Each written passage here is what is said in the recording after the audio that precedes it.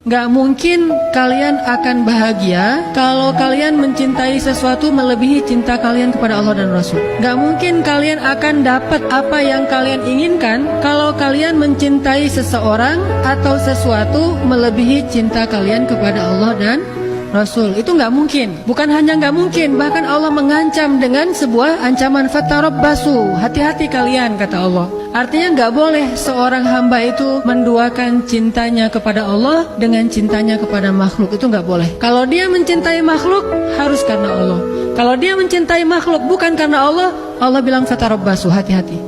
Kenapa kita gak berani bertaruh untuk Allah? Ini masa depan nih saya pertaruhkan nih. Kalau saya gak pacaran, apakah saya tetap akan bisa menikah? Taruh aja taruhannya sama Allah. Allah bilang, siapa yang istiqomah, kami tolong dia. Aduh, kalau saya putusin, ntar dia sama yang lain gimana ya? Gak usah khawatir, udah aja pertaruhkan masa depan kita sama Allah. Ma wadda'aka rabbuka wa ma qala, itu booster banget teman-teman. Itu mood booster banget. Caranya kita baca berulang-ulang. Kalau kita lagi kayak ngerasa, kok saya hidupnya gini-gini banget ya, kok Allah gak nolongin saya, baca lagi. Wadduha wallaili idza saja ma wadda'aka rabbuka wa ma qala. Rabbmu tuh gak pernah ninggalin kamu, gak pernah benci sama kamu. Kok saya kayak hidupnya gak berhenti dari masalah ya, kapan sih datangnya pertolongan Allah? Ma wadda'aka rabbuka wa ma qala. Allah tuh gak meninggalkan kamu, gak benci sama kamu. Pertolongan itu pasti akan Allah datangkan.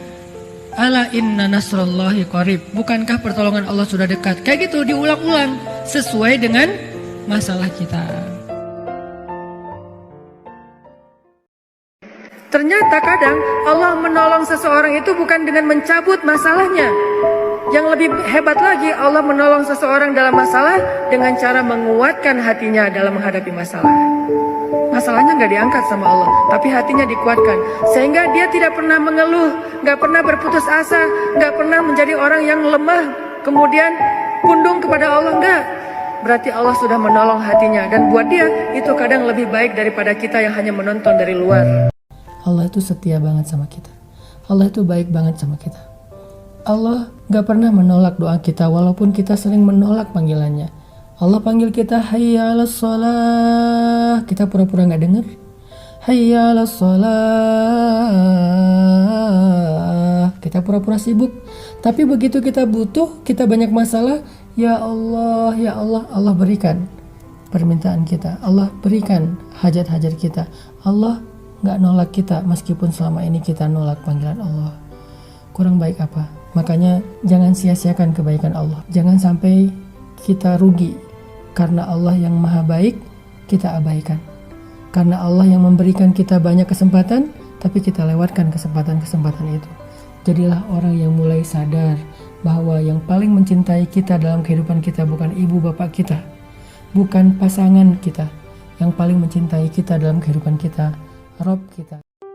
Ternyata dengan saling menjaga itu Allah memberikan mereka jalan untuk jadi jodoh. Ketika di luar sana banyak orang yang mengklaim bahwa gimana mau nikah kalau belum dekat. Beli mobil aja ada test drive, masa cari jodoh nggak ada test drive? Siapa bilang? Padahal Nabi Musa dan calon istrinya termasuk orang yang sangat menjaga dan membatasi diri tapi bisa jadi pasangan. Jadi nggak usah khawatir soal jodoh. Nggak gara-gara kita nggak pacaran terus kita nggak nikah, nggak gara-gara kita nggak punya teman lawan jenis terus kita nggak punya calon jodoh. Nggak gitu sih jodoh itu rumusnya. Rumus jodoh itu nggak pakai logika. Rumus jodoh itu pakai iman, pakai ketaatan. Itulah rumus jodoh. Yang baik ketemu yang baik, berarti taat kan? Bukan kalau udah dekat jadi jodoh, belum tentu. Banyak udah dekat banget sampai melewati batasan syariat, terus nggak jadian, putus. Banyak. Jadi rumusnya bukan logika kita, rumusnya bukan emosional kita, rumusnya itu iman dan ketaatan. Kalau kita pengen tetap woles pas menghadapi kesulitan, pegang janji Allah.